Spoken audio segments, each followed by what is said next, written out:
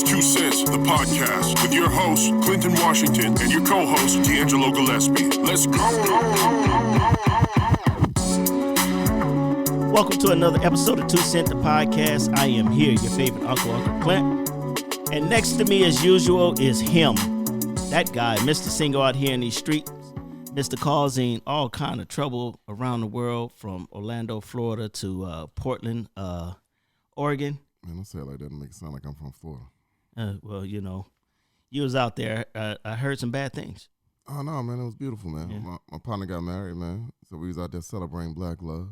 Okay. So it was a good thing. I guess I keep those secrets to myself. You ain't going to be able to call me Mr. Single out here in these streets too much longer, man.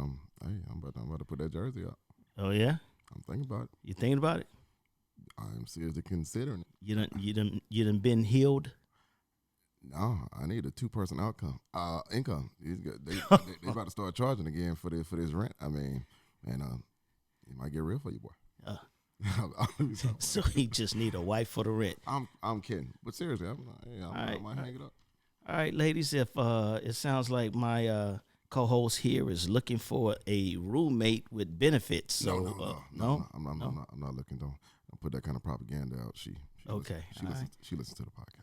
All right, I thought you was advertising. No. Okay. I take that back, ladies. You lost out.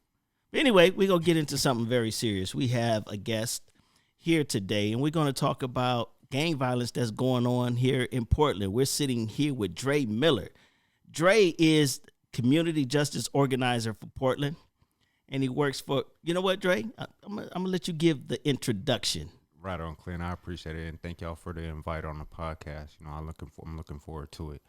My name is Dre Miller, community justice organizer for Commissioner Hardesty, but also just in the community, I'm an organizer as well as an activist. Okay, now I came to know Dre, seen him in a couple protests. Brother has a voice, and he's not afraid to use it. And also, I've seen him on Facebook Live.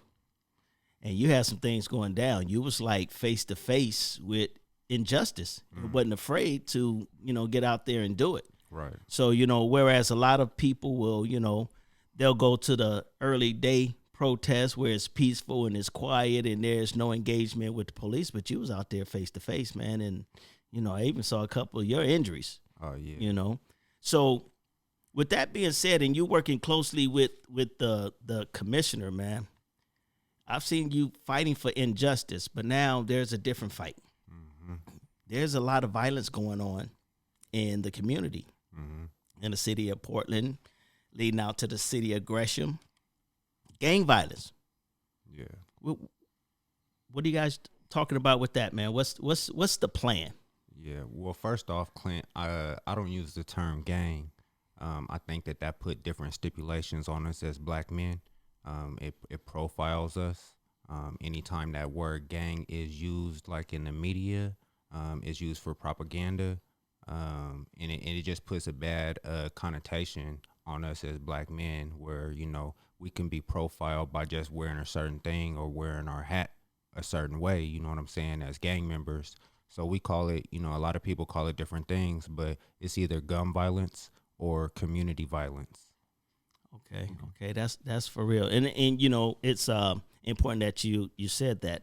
Had someone that used to be associated with the Portland Police Department who told me, said, yeah, we don't use the term gang violence. We don't even have a gang task force anymore. But that's a new thing of last year. They just get rid of the gang. Yeah, that's what it was called. It was the gang task force. Gang violence. It was GVRT.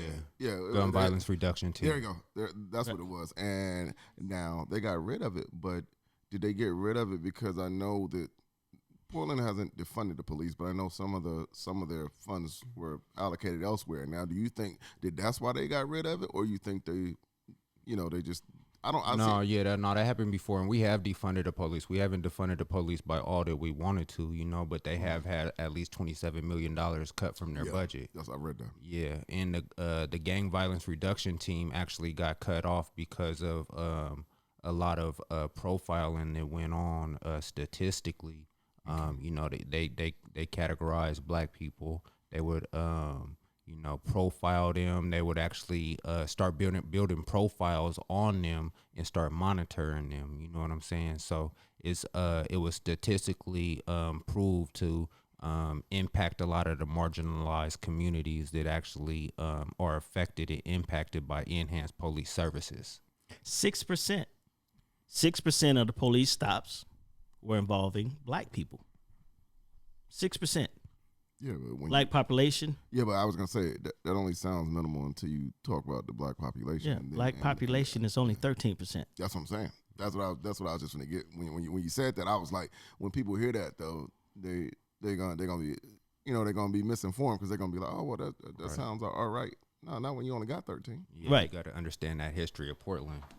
So as we talk about gun violence in our communities, one of the most important things for why I wanted to have you onto the podcast was something you said when we were on a different platform. I don't want to talk about gang violence. I want to talk about gun violence solutions. Yeah. And, Dre is active. He's like for real. He's, one of the young people that's out here now that's taking the lead. So now we have this gun violence and it's affecting our communities. Mm-hmm. I mean, give me your take on it. Like, how do we solve this problem? Because it's an ongoing problem from communities across the country. Right. And it mostly, a lot of time, involve communities of color. So how do we fix our problem? Well, it's a huge problem, and it's not just our problem. It's a nationwide problem. A lot of the things and a lot of the conversations that I'm involved in is people not understanding or actually getting down to the root causes of gun violence. Okay. And that's the wealth disparity. That's the lack of proper socioeconomics. And one thing that I've really been studying too is something that's called shame reduction.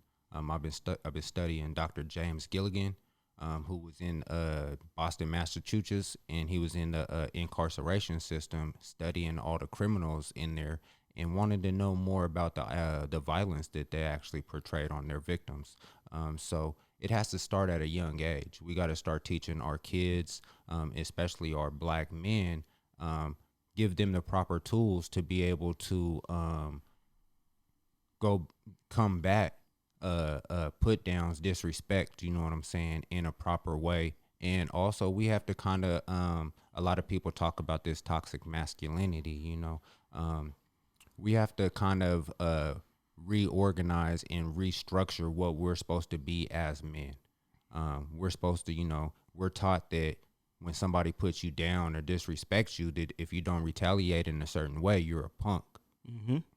And we got to give our kids different skills than that. We got to be able to raise them up to be able to understand and give them that self-worth as well as that love that they need and those tools that they need to be able to have that self-respect. So one of the biggest things of the importance of having this conversation is, like you said, dealing with toxic masculinity.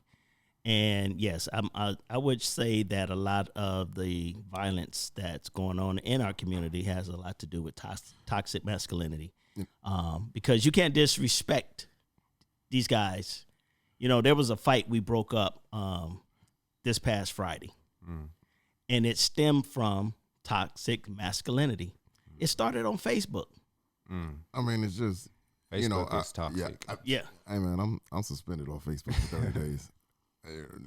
Like for trying to defend something, but I try and defend somebody else. But it is what it is. But it's funny you said that. I never even, while we talking about it, I never even like breadcrumbed it all the way back the way you just did it, because he asked about gun violence and you took it all the way back to if we just change the way our kids respond to things. You're right. Mm-hmm. You're right, because if you had a different outlook on, hey, this can be resolved a different way, then you would never even get to a gun, because we shouldn't even be arguing, because I should have been able to respond to you versus react to you. Exactly. But you said something to me and I reacted to you because that's the only way we know we know how to do it. Because I think me and Clint was talking on a few other podcasts, and I was like, anytime you're dealing with another man, there's always a low level chance of violence when there's a disagreement, because it's like, we only gonna talk so long, because, but like you said, maybe we just don't have the skills to continue the conversation through, because it's like, even like this weekend, like I said, we had 2 fights this weekend. We de-escalated one just by, hey man, how can I help you to make the rest of your night go?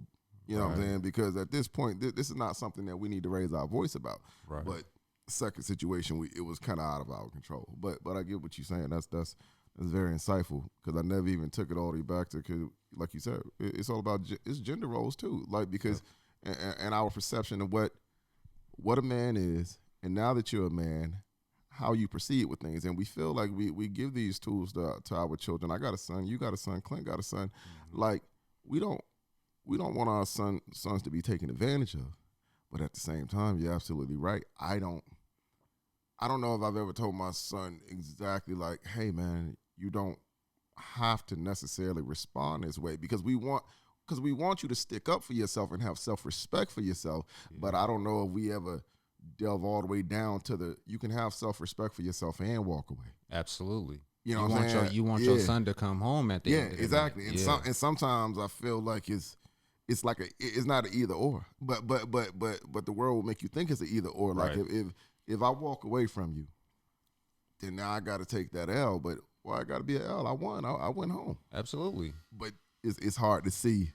That's because of the definition that we have on us as men, though. You know, the society got to stop looking at us like that, or we're going to become extinct. That's how we get locked up in the prison system, and that's how we becoming dead now. You know what I'm saying? And that's what a lot of my friends growing up, you know, I had to find a time in life where I had to walk away from that, because there was bigger things out there for me. You know, especially once I started having kids, I was like, I got to raise them now. Yeah.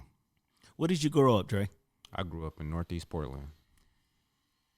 Let's say 20 years ago. Yep.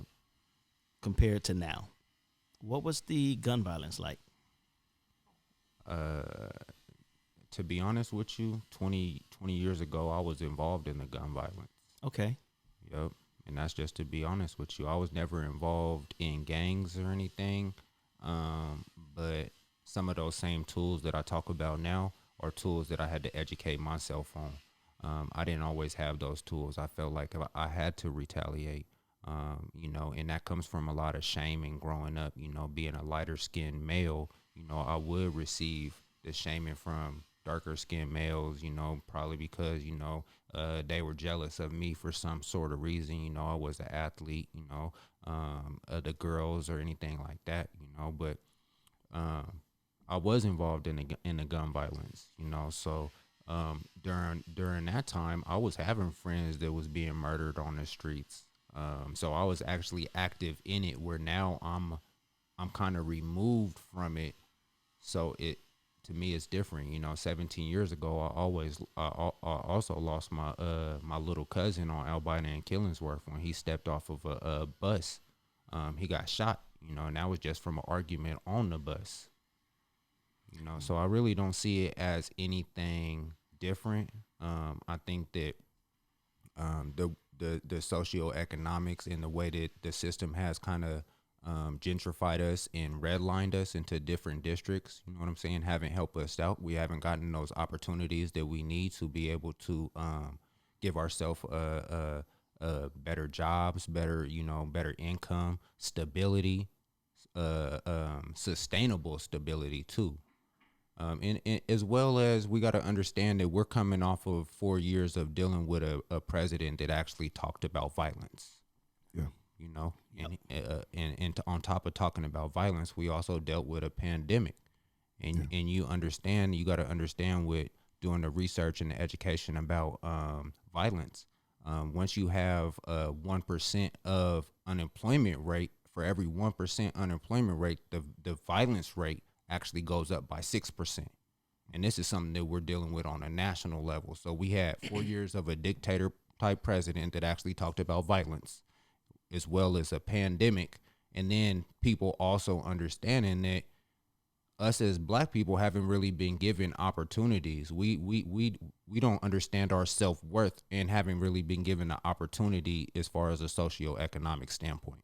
I totally agree with you, man. You know, I was on my way out here, and, you know, I guess before every podcast, I kind of think about what we'll be discussing. But I was just talking to somebody, and she was like, you're talking about gun violence, but it's the same way with domestic violence. Like, look at what's happening. Because I was just talking about just Portland, and if you go back 20, 30 years, you can see Portland they're no stranger to gun violence. But like you just said, this pandemic it's put us all in a circle. We already in just one community, and on top of that, now you can't even get away from it. You can't even get any relief. You just here, and on top of that, now you're dealing with the unemployment or even the underemployment, because sometimes you're not fired, you just can't go to work, so you can't make any money. We're quarantined now. We can't even get away from each other. So now it's just a powder keg. It's just a powder keg, and I guess what I told her, I was like, well, it has to be something that this is making this gun violence ramp up, this violence ramp up. And she was like, no, it's nothing. It's nothing ramping up. You're just making the circle smaller.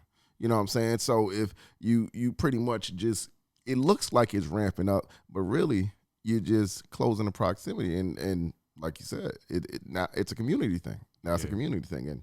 But now, okay, gun violence has increased by 850% since last year.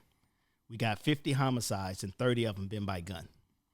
So we're getting an increase in the gun violence. But what else are you going? What else you got to do today? And when you have a decrease in gun violence, though, you're gonna have an increase. So last year, when we started off in 2020, there was no murders all the way until March. So when you have that long span of no actual murders, and that was right before the pandemic actually even started. Right. You know what I'm saying? So then we put the pandemic on top of that. You're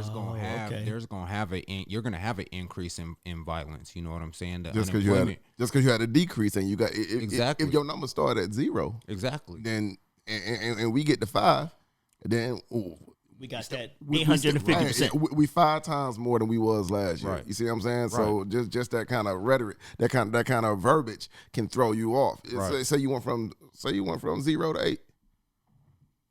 Man, y'all over 8 times where y'all was last year at this time. Yeah. Mm-hmm. So, and another reason I don't talk about gang violence, and you brought this up, is the statistics. We need to understand that there's also domestic violence. You know what I'm saying? There's suicides. You know what I'm saying? And that data isn't being brought into the actual equation, and we're not able to figure out which one is which. You just say homicides. Yeah, exactly. That's the umbrella. Yeah. Yep. You see what I'm saying? Yeah, I feel you. Yep. Okay. So now, this is something you and I kind of touched on, and I want the audience to kind of get a tidbit of this. So, you've been involved with kind of helping to enact the police ceasing on stopping for low-level traffic stops, like expired tags, broken tail lights, tinted windows, things of that nature. You've helped with that, and pretty much from what I'm hearing, it's working, right? But police would argue that those low-level traffic stops is how they get guns off the streets. Yep. Yeah, y'all. Dre is over here smiling. He was waiting on this one. So, I mean, what's your feedback on that? It's the rhetoric that they use. You know, they always talk about, since GVRT got disbanded, since they're losing. Well, tell our audience what that is again. Gang violence reduction team. Okay. Yeah. So. Once they start losing funds, and this is all around the nation though too, it's a certain rhetoric that they use. So the gun violence is up, and they be like, okay, well, we can't respond to these type of situations where in fact the police actually don't stop crime.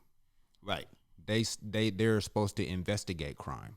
Right. And arrest people. Right. But they don't actually stop crime from actually happening. You know what I'm saying? They're not no like superhero type person where they got some type of sixth senses and they can actually go and intervene and be able to stop the crime. Some people actually say that, police might be able to be on the streets and somebody won't cause a situation while the police are actually there. But understanding also, we're in Portland, you know what I'm saying? All the same people this weekend is going to go to that same club, you know what I'm saying, or that same concert that's actually happening. You're going to see that person that you got a problem with almost on a weekly basis. You right. know what I'm saying? So they're not actually going to stop the crime from happening, even though they may prevent it.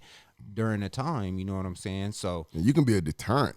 I mean, it's like a school principal. We ain't gonna fight right now, but I see you at 3:00. right. Yeah, And one thing that I'm a big advocate for is actually having people that got lived experience, expertise, you know what I'm saying, ex-gang members, which they call them self-gang veterans, you know what I'm saying, and having them on the streets to be able to intervene, because those are the people that actually got the reputation, you know what I'm saying, and the respect where they can reach out and talk to these kids from a certain type of standpoint and be able to relate with them because they've been through what they're going through. Now, when you speak of rhetoric, now, when I first heard about the reduction of the low-level traffic stops, I heard of it through one of the popular newspapers here. I think I read it on Oregon Live, and it read, "Black lawmakers, right, push for bill to limit arrests."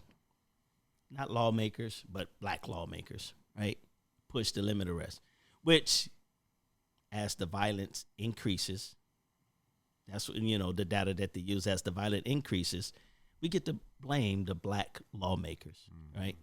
But now, just for the record, how many black people sit on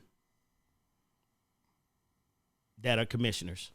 There's 3 people of color, but 2 black, 1 black woman and 1 black man. Okay, 2 people of color. Yep. How many? 3 people of color. 3 people of color. Yep. All right. How many total people are involved in these lawmaking decisions? 5. 5. Okay. And out of that 5, it goes up to then what? They propose a bill, and then it goes up to who? They got to vote on it then. Right. Yeah, and it has to have a majority vote on it. Okay. Has to have a majority of vote. Yep. So if the 3 out of 5 make it, their vote wins. Yep. That's a law that we can pass for the city. Yep. Okay. So is it important for us as a community that we have these black, as the Oregon Line put it, black lawmakers? Is this for benefit of us, or are we shooting ourselves in the foot? Well, media has definitely taken a turn since Trump has, was in Right. office. You know what I'm saying? So they use a lot of stuff as propaganda also, and you got to really dive into that and really like be in the weeds of it to really understand what they're saying, right? Sometimes it's a slap in the face to say something like that. Right. And that's their intention. Yeah, and coming from a state that had black exclusion laws, we should be having the black people actually implement laws and legislation and rules that impact their community. Okay. You know what I'm saying? Okay. Like, because they're the most that are actually impacted by these enhanced policing type of things that are put in place. Right. So I think it is important. It's historically important, and it's the first time that we've actually had 3 people of color on Portland City Council. Okay. Okay. We got the city council out there doing things for the community. So how long have you been working with the city council? I got hired on in February. All right. So I'm going to ask you this. I mean, man, you got a whole life to live. Family, kids, all of this stuff. Why?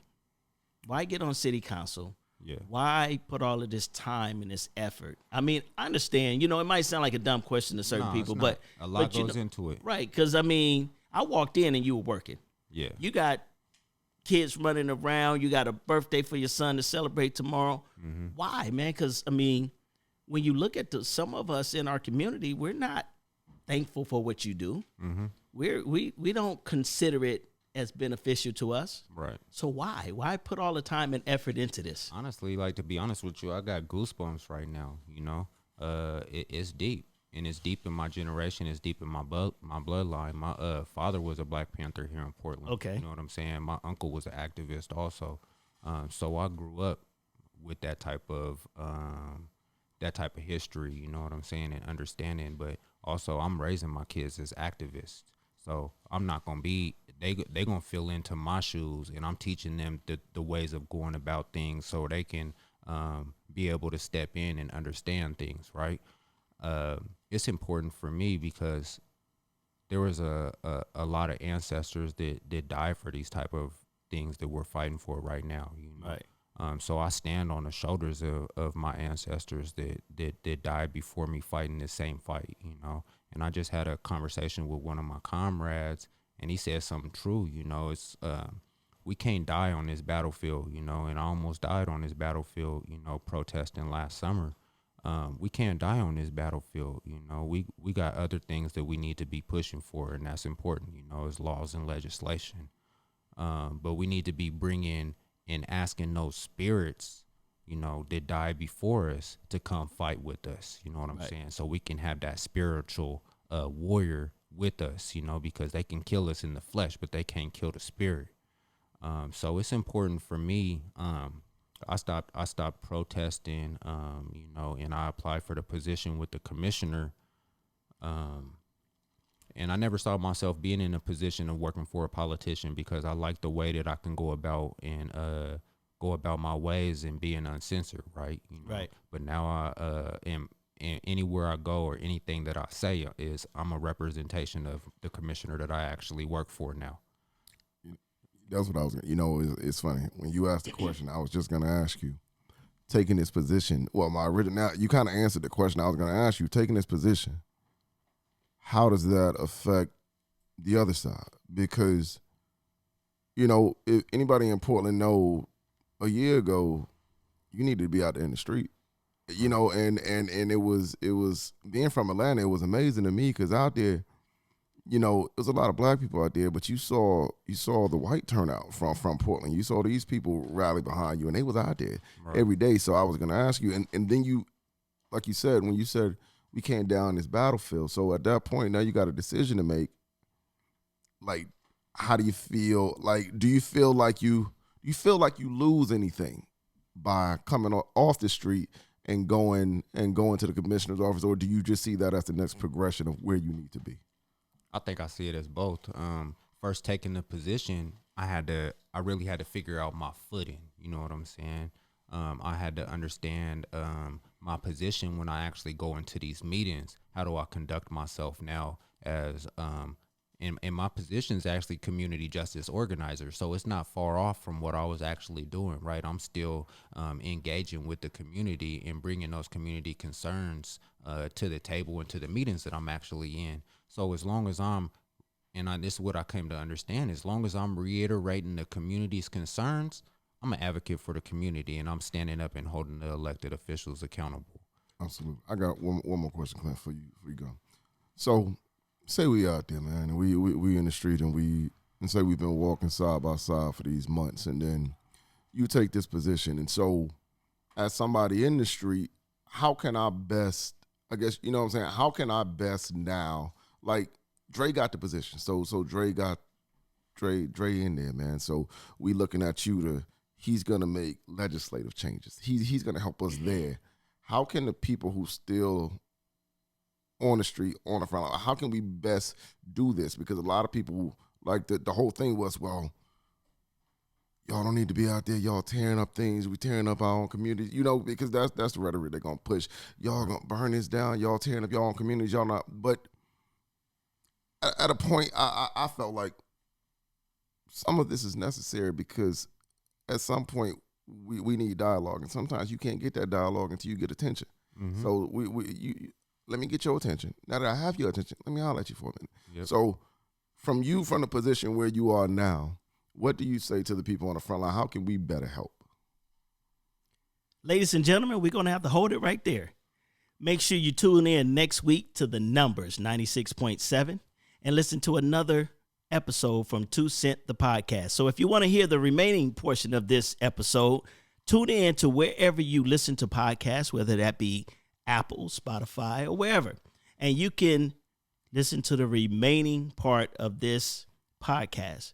We want to give our thanks to Dre Miller, and we're going to continue from here where it gets real. Thank you guys for listening. Go ahead, Dre, answer that. Yeah, so I think it's, we only got to this position because the pressure that the people actually put on the streets, right? Absolutely. Without having boots on the actual ground, we don't get no attention. And that's what it got. It got a lot of people attention. Now, with that said, I was in Washington, D.C. this past summer. I was in Minneapolis when the Derek Chauvin's verdict came down. And what I learned from there with talking with a lot of the other activists is it was different than Portland. Portland actually let the white people take over the movement. You know what I'm saying? But do you think our number? I was in D.C. too. You went to the march. March on Washington. Yeah, I was there. Yep. So, yeah. So okay. So in D.C. So we saw but it's D.C. Right. Like, but don't we need them out here? We need 13%. We need them. We need them, absolutely, but we need them as allies. We don't need them co-opting the movement and doing it how they want to do it. They need to listen to black people. You know what I'm saying? And a lot of the ways of going about it is when I see stuff that happened in Minneapolis with the other protesters, the black people is checking the white protesters if they going about doing something that isn't aligning with their messaging. Water bottles getting thrown at police officers, stuff like that. Okay. You know what I'm saying? If it don't align with the message and the narrative and still trying to create change and solutions for black people, then they co-opting the movement. And a lot of the stuff that happened here, I've been part of several events where I've had people in Black Bloc tell me that they not here for black people. You know what I'm saying? So what are they here for? Just to for some just disrupt the shit? They here to tear down the whole system. You know what I'm saying? And they can do that, but the thing is don't do it. Don't do it on some shit. We don't do it at our events when the next day you gonna wake up and the media gonna be like, oh, this Black Lives Matter thing. You know what I'm saying? They burned down everything, and that got everybody looking at us wrong. You know what I'm saying? That's why we can't pass this critical race theory, and that's why we got problems with putting Black Lives Matter flags up, and everybody want to combat us about actually passing laws and legislations to be able to move forward. Is because we saw the stuff that was on the streets and people co-opted it in the name of Black Lives Matter. Right. How do we stop that? I mean, I know you mentioned about, people in Minneapolis, they were, stopping, whoever. But how do we, really stop that? Because you and I, we've been out there protesting. I don't think you can do it with 13%, man. Like, I mean, I'm just being realistic. We can. Right, let me hear we can. And that's the thing is we don't need a large amount of black people, but we need enough black people, you know what I'm saying, to stand up. And as the protests continue going on and the feds left and the police left and we were still doing marches and stuff, a lot of the black people started distancing themselves, you know what I'm saying, from the actual movement. But as long as we stayed strong, you know what I'm saying, and we had our people, we would have enough, because I was still down there combating those people that was actually doing that. Yeah. Right. So what was it? How many days of straight protests? It was like 150 plus. Yeah. 150 plus days of straight protests. Was there any other city? I don't think nobody did it like Portland. I mean, I'm being honest with you. I don't think nobody did like Portland. George Floyd brother, after the verdict, gave a shout out to Portland for holding it down all them times. Right. So now let's take a step back real quick. All right, just for me to be the devil's advocate. We need more black folks to be more courageous. Stay in the fight. Would it help us to do like the Proud Boys do? Let's just ship like-minded folks in and help come protest and, march in the streets, because, I feel like that's problematic, because now we the gang that they say we is. Now, but it's acceptable. Because, just this past weekend. Until we black. It's only, this shit ain't going to be acceptable. Man. That's like if me and you get into it and I call Dre. Right. I ain't calling Dre to come goddamn help me leave. I'm calling Dre to come beat your ass. Dre's not going to show up and be like, D, I'm glad you called me. Right. Hey, let's go ahead and go, man. You don't need to be in this. No, Dre, I call you so both of us can hit him. You know what I'm saying? And I feel like that's how they're gonna look at it if it was us. I think it's why we got to start looking at things in a proactive type of way. And one thing that I'm really like working on towards my kids is, and making sure that we're doing it in the school systems, is building black student unions, because within those black student unions, these youth can actually build coalitions. If they build in their coalitions, you know what I'm saying? Like, I was part of the activists in a protest when Mike Brown got murdered. Right. Then George Floyd, you know what I'm saying, 4 or 5 years later got murdered. There's going to be another time. They're not going to stop killing us. No. You know what I'm saying? So there's going to be another movement. So what we got to be able to understand is we got to learn from these experiences and see what we did right and what we did wrong. And I'm big on amplifying the youth voices and advocating for the youth. So if we being proactive in a way where they can build these coalitions together and really learn from people that was part of the movement, you know what I'm saying, then that'll benefit us in the long run. Yeah, you're right, man, because honestly, you're absolutely right, because it is going to happen again. And a lot of this, it's always reaction, man. Even if we go back to Rodney King. Right. That was a reaction, man. Like, but we get tired of seeing this, though. You know what I'm saying? It builds up. But it's the same, and they get to use the same narrative, man. Mm-hmm. And think about it. Look what we did to Watts. We burned it down, right? You know what I'm saying? Look what they did in Detroit. Like, it's always black folks is always, we react to it, and then we do burn things down, and they watch us burn it down for a few days, and honestly, it's like a baby crying himself to sleep. We cry ourselves out, you know what I'm saying? And then everything goes back to normal until something happened tomorrow, and now we got to react again. But like you said, I like what you said about the young people, because I feel like if we already had these foundations and these unions formed, we could respond to it. There'd be no reason for us to burn down this community, because, hey, we don't need to burn out the community. What we need to do is talk to this person, and let's see if we can get some charges filed on this person, this person. See if they sending them to, because our response could be, hey, what we're going to do is we're going to indict you, and we're going to see if you want to spend the next 50 years in prison. And that can be our response for killing us. But that's rarely our response. Our response is more of, we are upset, we are tired, we are, and I don't want to minimize that, because somebody told me I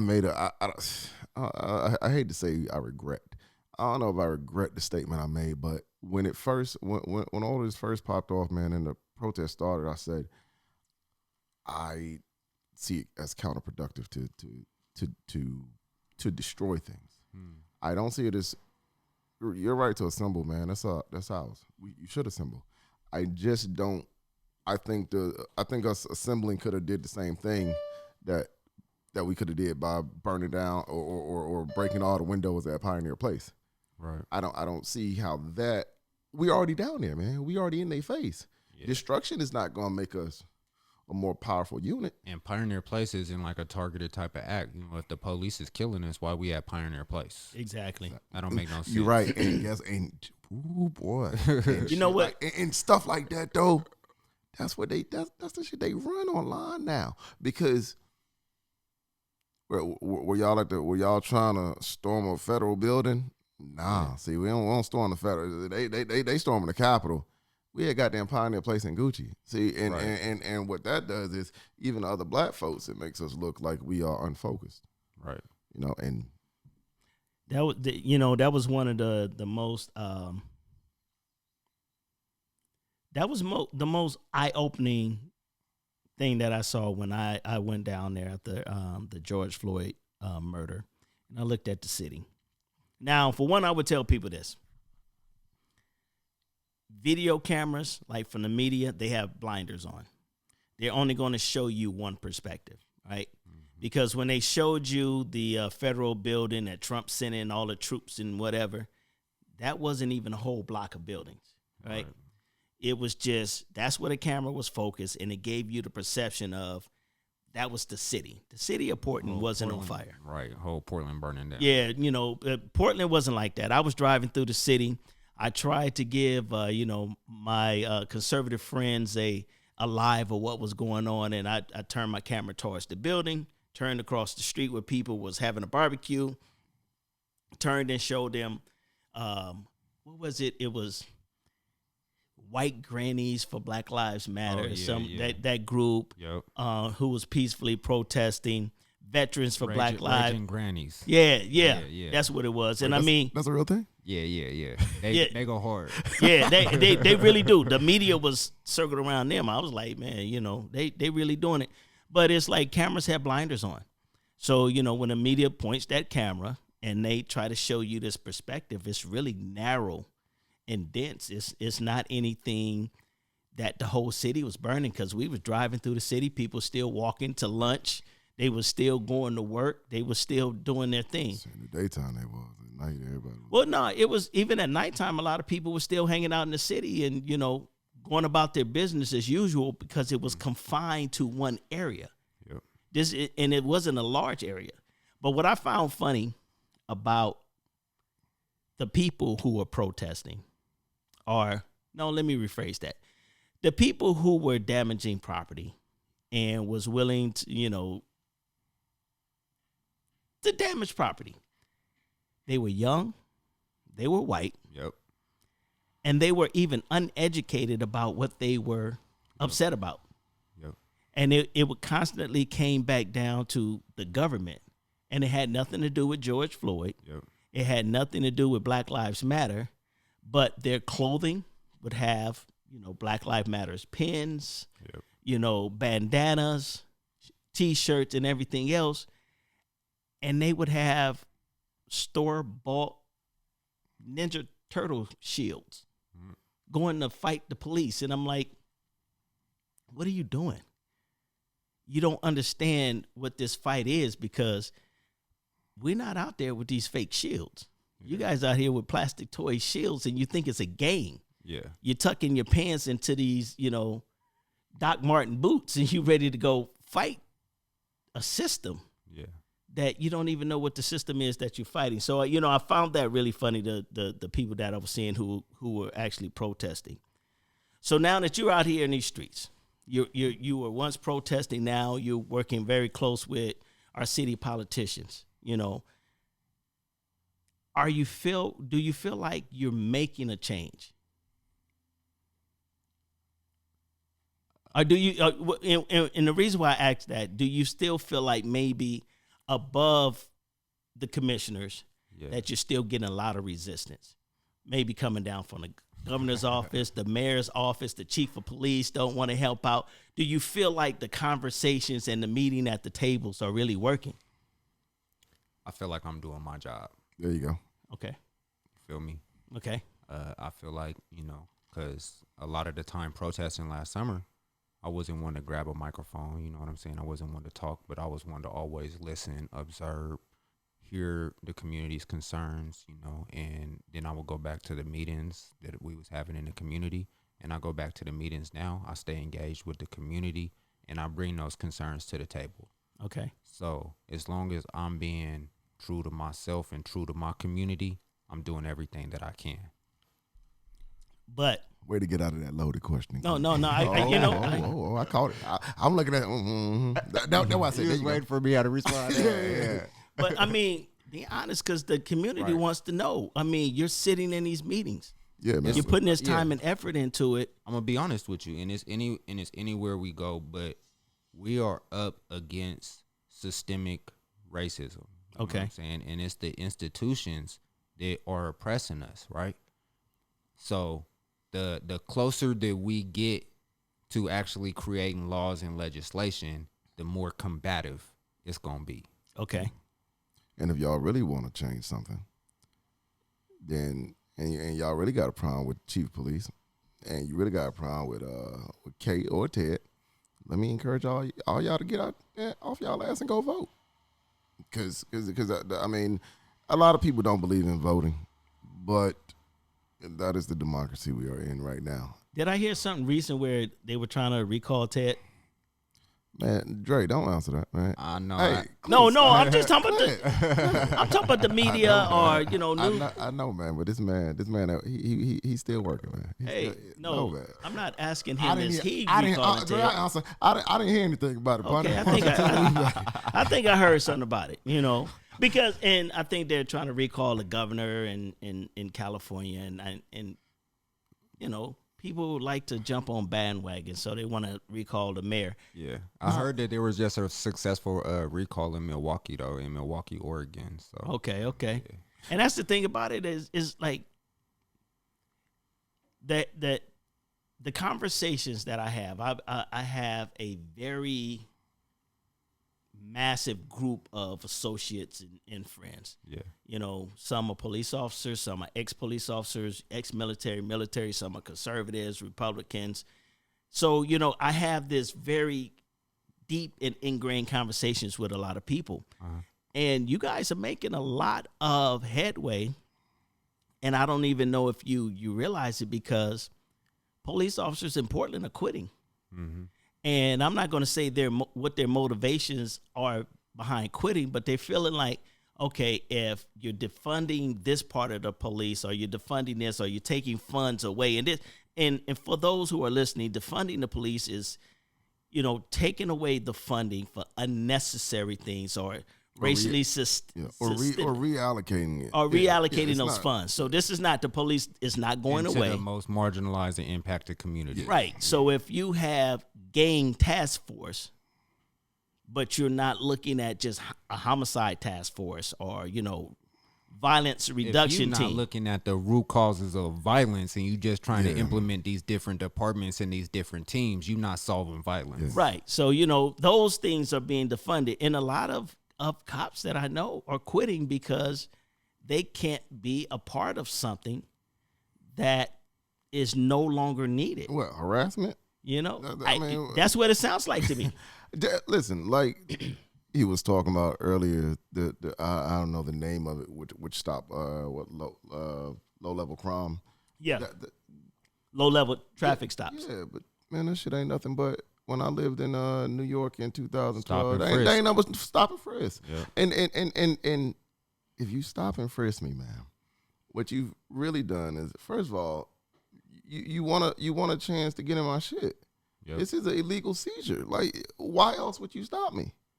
If you are stopping me for, first of all, if you can send me a goddamn ticket to my damn door and to my doorstep for going through a goddamn red light, then you can sit behind me and you can take my tag down, and then my light out, you can mail that shit too. You could. That's true. If you didn't want to go through my shit that day, if you don't want to see in my car, well, for not anymore. But places like Georgia, where I still know partners who got real time on weed. Like, you know what I'm saying? Like, if your car smell like weed, you going to jail that night. Matter of fact, everybody going to jail.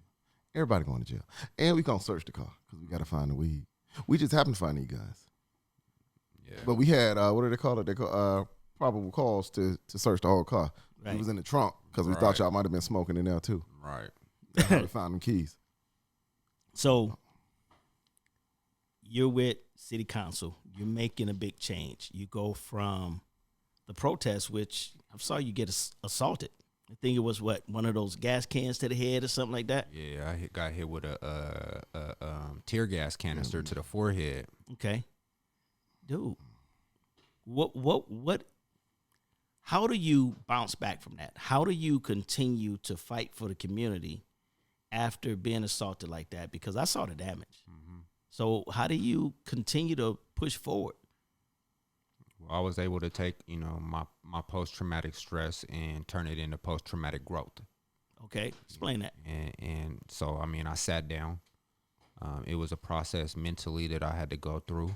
I had to, I woke up that next morning, and really realizing, because I was live streaming the whole time. Mm-hmm. And during that live stream, I actually said my last words because I thought that I was going to die.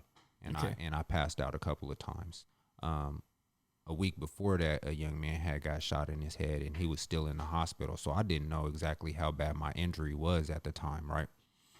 So with that, I took time to actually process and make sure that I didn't go, because it would have been easy for me to go back on the streets with anger, right? I just been assaulted, y'all still out here, assaulting and killing us, you know what I'm saying? So I took time to make sure that I processed and didn't go back out there about myself. I didn't go back out there with the emotions involved. You know what I'm saying? I got 4 children as young. My youngest is 5, finna be 6. You know what I'm saying? So I got to make sure that whatever I do, I'm still being a leader and still being able to create actual change and solutions that they need, not what I need. It's about what they need. You know what I'm saying? So taking myself out of it, taking my emotions out of it, and making sure that I still hit the streets in the name of them, our future, as well as my ancestors that fought before this.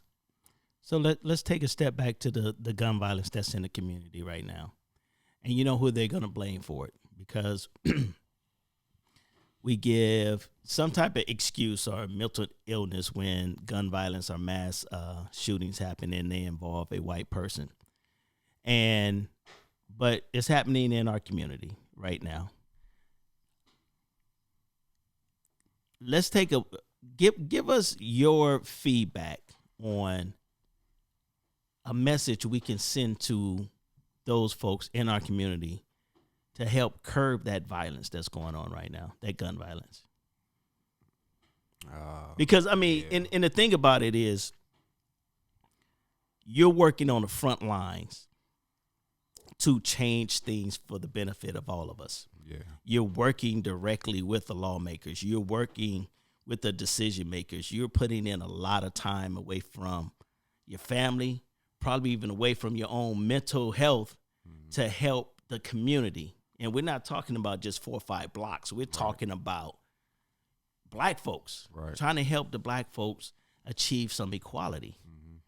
I think it's really getting back to that sense of community. You know what I'm saying? That sense of really having a neighborhood, taking care of each other. You know, it starts within our family. So for me, it starts with my kids, making sure that they have the proper tools, the proper skills when they go outside. You know what I'm saying? If they get pulled over by a police officer, or if they get disrespected by somebody, that they know how to react or not react to make sure that they get home okay. You know, so it starts first within the household.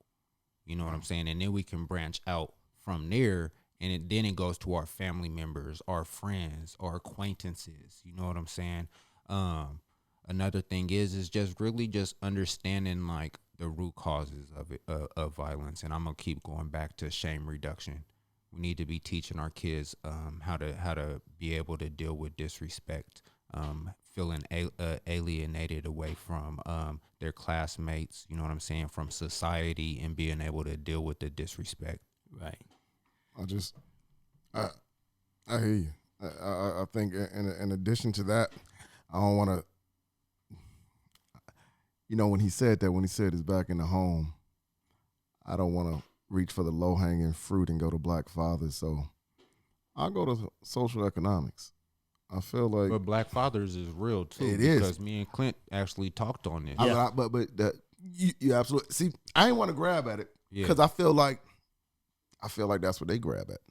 I feel like anytime we start to talk about our community, the first thing people say is, and I'm not even saying that we don't. But it's not our fault, though. It's not our fault. It's the systems that was put against us that locked our black fathers up. You know what I'm saying? That took us away from the families. They didn't give the black fathers opportunities. You know what I'm saying? Dre, I agree. But then if we are gonna say that, and then somebody can also say, well, how do you, Dre and Clinton, not fall into this? Y'all all fathers. Y'all ain't out here doing this. Are y'all the outliers? Or like what? It's almost like somebody could say, well, they could lean to say, well, maybe it's a choice, which that's why some of this is desperation. I feel like it's not gonna be everybody that's a statistic, though. You know what I'm saying? My father didn't have a father. You know what I'm saying? Yeah. So my father didn't know how to be a father. From him not knowing how to be a father and doing the things that he did, he was around in my life until he was 16, and then he shot at me. You know what I'm saying? And then when he shot at me, we distanced ourselves. He divorced from my mother, you know what I'm saying? And we really didn't have that good of a relationship. But I started understanding and learning, especially as I became a father, the things that I wanted to be as a father from what I saw from him. You know what I'm saying? And it's still a learning process for me. I totally agree with you. Agree with you, man. My parents divorced when I was in 7th grade.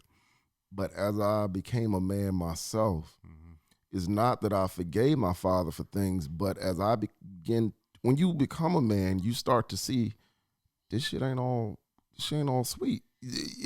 We all, and I hear what you're saying. Like when people don't know how to be fathers, like they kind of, we learning on the job. So all of these mistakes, and now the relationship, now I feel like I'm building the relationship with my father that maybe I should have had back then. But I don't necessarily build it for me. I build it for my son, because we don't have to keep doing this shit. We don't have to keep doing it. Like, yeah, I could have took him to, that divorce, and I could have just took all of the violence and everything that was going on in that house, and I could have said, yo, I ain't dealing with this nigga no more. I could have did that, but as I grew up and I start like just going through life, people make mistakes.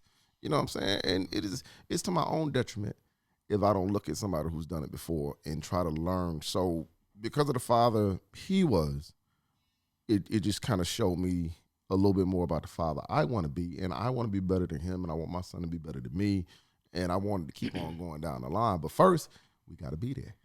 You just be there. Yeah. But that's what when I say it was a low hanging fruit, I just feel like anytime we talk about the black community, I feel like, and I ain't gonna even say black men get the raw deal on the end of the stick, because shit, I feel like a lot of it we deserve. A lot of this we create, but like you said, there are factors that play a part, but people don't want to. But they don't want to talk about that though. Yeah, they don't want to talk about that, man. People never want to talk about why things are they are. Like hell, and this is totally off damn topic. Just like how you can't have a man in the house if you want funding from certain welfare or whatever. Yeah, like right.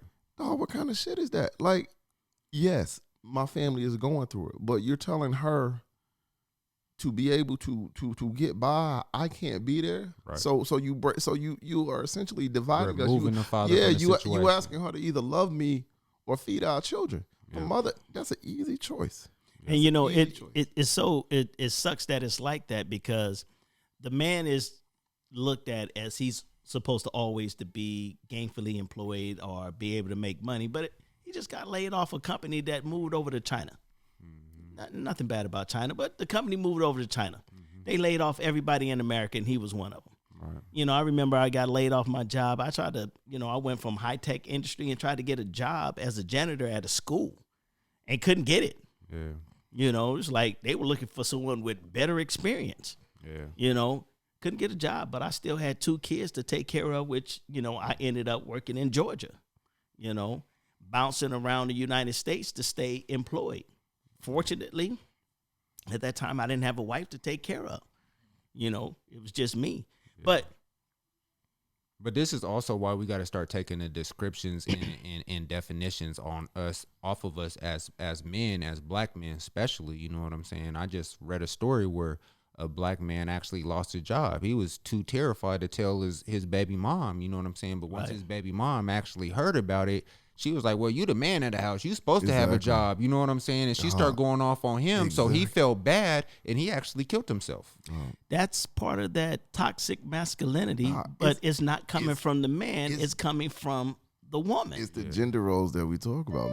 Men are supposed to be gainfully employed. Men are supposed to be strong. Men are supposed to be protectors. We ain't supposed to be ever disrespected. If we do get disrespected, we got to handle that. Right. We got to handle it in violence to where it never happens again. We got to have all the money. We got to be like when you put it out there and you actually, if you took a list of all the things that we are supposed to be, you'll see just how daunting that shit is. But people don't really look at it like that. But the second you can't check one of them goddamn boxes, then you're a deadbeat. Then you nothing. Then you know what I'm saying? You are all of these things.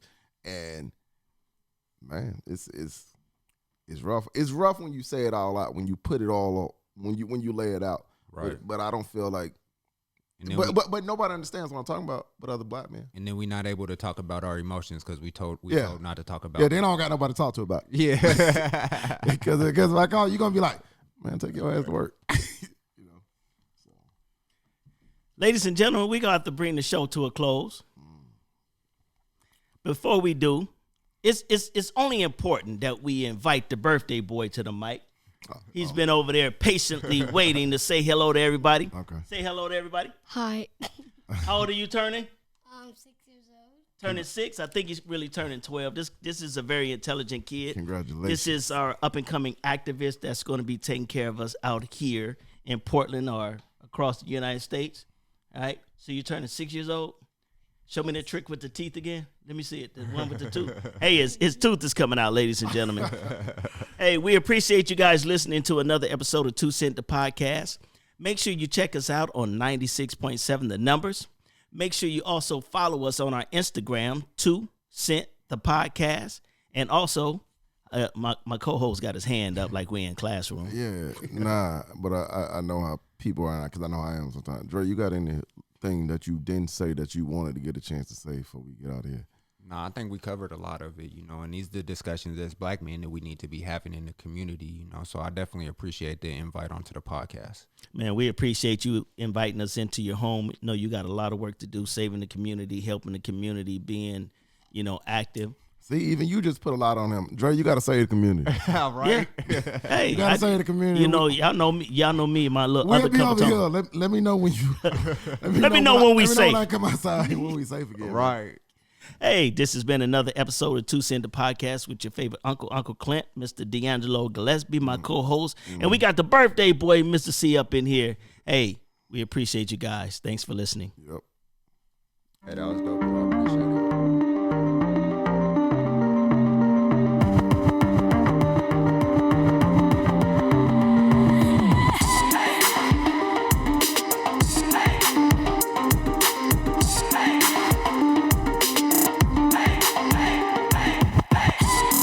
This has been 2 Cents, the podcast, hosted by Clinton Washington, with co-host D'Angelo Gillespie, brought to you by Underway Entertainment and Pound the Pavement Productions. Thanks for listening.